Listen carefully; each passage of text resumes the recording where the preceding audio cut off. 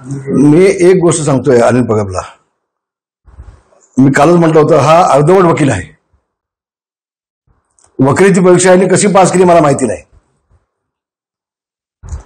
मी विधिमंडळामध्ये 32 वर्ष काम केलंय.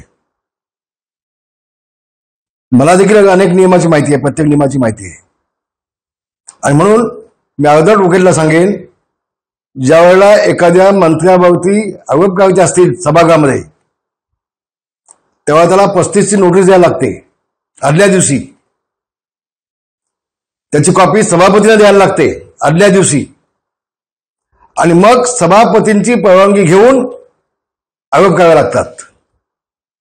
मग तर या अर्धवट वकिलांनी कुठलीही नोटीस न देता योगेश कदमांना सभापतीकडे सदर प्रकरणाची माहिती न देता योगेश कदम सभागृहात उत्तर द्यायला नसताना त्यांनी आरोप केलेले आहेत गपचूप. सभापती पटलावर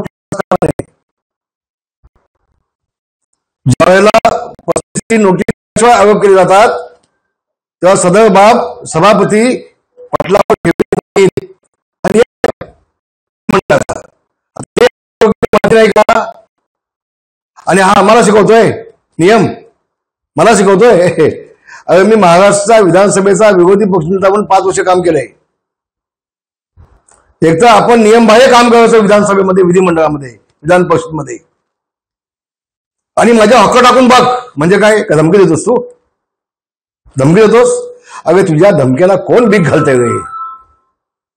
तुझ्यावरती उद्या हक्कभंग दाखल होणार, होय होणार. मागचे 2 विधानसभाचं कामकाज बंद होतं. कामकाज बंद होण्यापेक्षा सुट्टी होती, रजा होती 2 दिवस, आणि म्हणून हक्कभंग आम्ही टाकू शकलो नाही. सर्व अधिकारी सुट्टी होती, 2 दिवस होते, म्हणून हक्कभंग टाकू शकलो नाही आम्ही. तू आम्हाला म्हटला कसलं आव्हान करतोस रे तू? तू जे सभागृहामध्ये 7 बारचा उतारा दाखवलास ना योगेश कदमाच्या नावाचा, आणि तिथं वाळू पडले म्हणून सांगितलंस, ये ना तुझ्या 50 पिढ्या घेऊन खाली बघायला ये, तिथं वाळू आहे का. मग सभागृहामध्ये खोटी माहिती द्यायची, सभागृहामध्ये मंत्र्याची बदनामी करायची, आणि वर्ण टाकून बघा हक्कभंग म्हणजे काय? कोण आहेस तू? काय दादागिरी भाषा करतोयस? तुझी अवकात काय वे?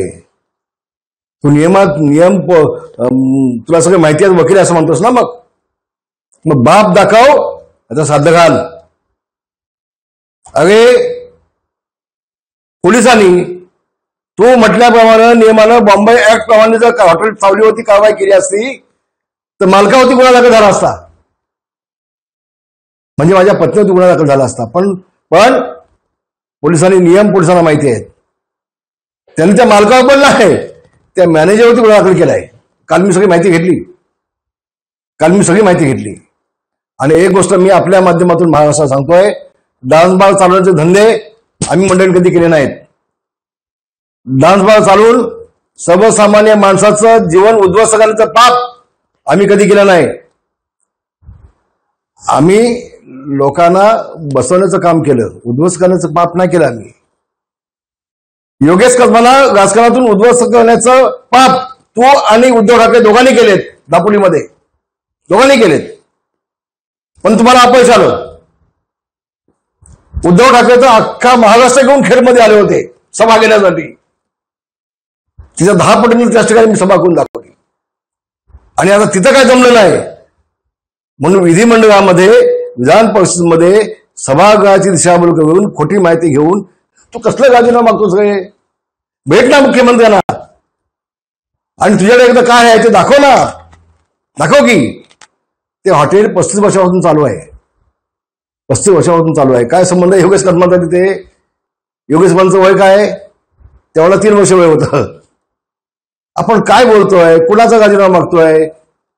काय आपल्या हातात आहे? सगळं नियम बघ ना. दादागिरी कसली भाषा होतोस कोणाकडे? आमच्याकडे. आणि म्हणून असल्या दादागिरीला भीक घालीत नाही. नियम मला चांगली माहिती आहेत. तुझ्यात हिंमत असेल तर राजीनामा घेऊन दाखव. माझं आव्हान तुला आहे. चल घेऊन दाखव. त्याला नियम आहेत ना. कुठलाही राज्यमंत्र्याचा संबंध नाहीये. महापौरचं उदाहरण देतो, महापौरचा आणि फोटो दाखवतो सभागृहामध्ये. महापौरमध्ये ती वाळू काढली, ती हायकोर्टाच्या आदेशाने काढली. काल योगेश कदमांनी हायकोर्टाचे आदेश दाखवले पत्रकार परिषदेमध्ये.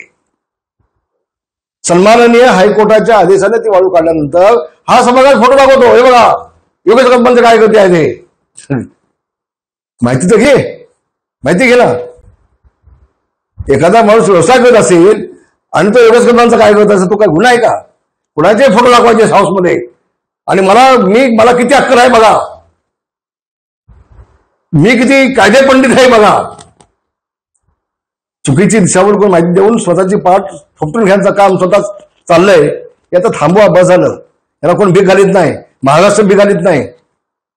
आणि म्हणून तुला पुन्हा सांगतोय, होय उद्या तुझ्यावरती हक्कभंग होणार आणि होणार आणि होणार. तो नियमानं होणार, नियमानं. योगेश कदमांचा काही संबंध नसताना बेछूट आरोप करणं त्याच्यावरती, या बेसवरती तुझ्यावरती हक्कभंग उद्या होणार. धन्यवाद. जय हिंद, जय महाराष्ट्र. भाई त्यांनी एक दाखला देताना, चित्रपटाचा दाखला देताना म्हटलं की ज्या पद्धतीने एकनाथ शिंदे हे चित्रपटामध्ये डान्सबार कोणाला निघाले किंवा बार कोणाला निघाले, त्याच पद्धतीने आता योगेश कदम किंवा रामदास कदमांचं जे नाव येतं, नाव येतं नाही. नाव तू आणलंयस खोटं बोलून. नाव येत नाही, खोटं बोलून तू नाव आणलंयस. आम्ही डान्स बार चालवणार नाही, डान्स बार फोडणार आम्ही आहोत. योगेश कदमांनी जवळजवळ मंत्री झाल्यापासून 4 ते 5 डान्स बार बंद केलेत, स्वतः व्हिजिट देऊन, स्वतः व्हिजिट देऊन. आणि म्हणून हे यांना खटकत आहे. विधानसभेमध्ये ज्या पद्धतीनं योगेश कदम सभागृहामध्ये उत्तर देत आहेत, त्याने अनेक वेळा प्रयत्न केले. त्यांना कल्पना नव्हती की रामदास कदमचा मुलगा इतक्या अशा पद्धतीनं सभागृहामध्ये देखील उत्तर देतील. प्रयत्न केले पण काय जमलं नाही. आणि म्हणून अशा पद्धतीनं खोटं बोल पण भेटून बोल, अशा पद्धतीनं कुठला कोण राजीनामा घेत नसतो आणि कोण देत नसतो. हे त्याने ओळखून घ्यावं पहिल्यांदा. आमचा आणि डान्सबारचा मुळीच कसलाही संबंध काढीचा नाही. आणि याच्यापुढे देखील मी सांगितलं योगेश कदमांना की जिथे जिथे महाराष्ट्रामध्ये डान्सबार असतील सगळे बंद करून टाका, सगळे बंद. मोहीमच घ्या, हातामध्ये मोहीमच घ्या. आम्ही लोकांचे संस्था उद्ध्वस्त करणार नाहीत, लोकांचे संस्था बसवणारे आम्ही आहोत. तर ही चिनपाट वकील आम्हाला बदनाम करण्याचा प्रयत्न करतोय, त्याचा आम्ही धिक्कार करतोय आणि निषेध देखील करतोय. त्यांनी असं पण म्हटलं आहे की रामदास कदम असतील, योगेश कदम असतील, सिद्धेश कदम हे जे आहेत ते रेड करतात आणि नंतर मांडवली करतात. दाखव ना एखादं उदाहरण, असं हिंमत असेल तर. एखादं उदाहरण असेल तर दाखव, बाप दाखवून साध्य घालला. तुम्हाला फक्त उद्धव ठाकरे आणि या सगळ्या मंडळींना रामदास कदम आणि त्याची फॅमिली फार खटकते, अतिशय खटकते. आणि म्हणून हे उसापती चालले आहेत. फक्त कदम फॅमिलीला कसे बदनाम करता येईल. आपण ते बदनाम करत असताना दाखवलं काय ते, आम्ही काम करतोय. एका ठिकाणी दाखव.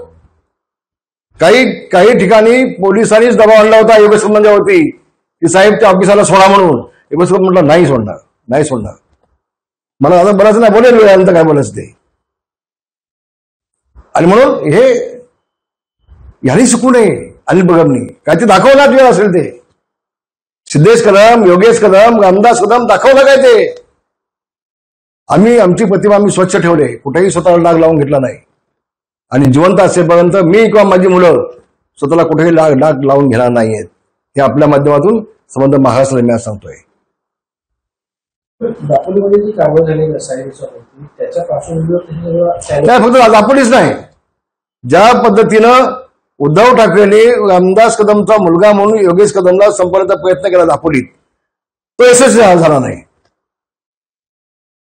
सन्माननीय आदरणीय ज्याला आम्ही म्हणत होतो एका वेळेला उद्धव ठाकरे, ते हॉस्पिटलला ऍडमिट असताना त्यांनी 6 लोकांचं मतदान घेतलं. 6 लोकांचं मतदान. त्यामध्ये सुमा देसाई होते, अनिल परब होते, विनायकराव होते, नार्वेकर होते. 6 लोक होते की योगेश कदमला संपवायचं की ठेवायचं जिवंत, हा विषय. त्या चिठ्ठ्या दिल्या होत्या हॉस्पिटलला. तिथं फक्त एका खासदारांनी, माजी खासदारांनी सांगितलं, अहो तो मुलगा चांगलं काम करतोय, त्याला का संपवत आहे. त्यांच्याच माणसानं सांगितलं. हे उद्धव ठाकरे हॉस्पिटलला ऍडमिट असताना घटना घडली. मी जबाबदारीने बोलतोय, अतिशय जबाबदारी. आणि म्हणून त्यांना कदम कुटुंबियांना संपवायचा आहे, तो विडा उचलला उद्धव ठाकरेंनी. त्याच्यामध्ये अनिल परबच्या खांद्यावरती बंदूक ठेवून साहेब उद्धव ठाकरे होते माताजी बसून, पण हे कदापि यशस्वी होणार नाही, कारण आम्ही स्वच्छ आहोत. धन्यवाद. जय हिंद, जय महाराष्ट्र. एबीपी माझा, उघडा डोळे बघा नीट.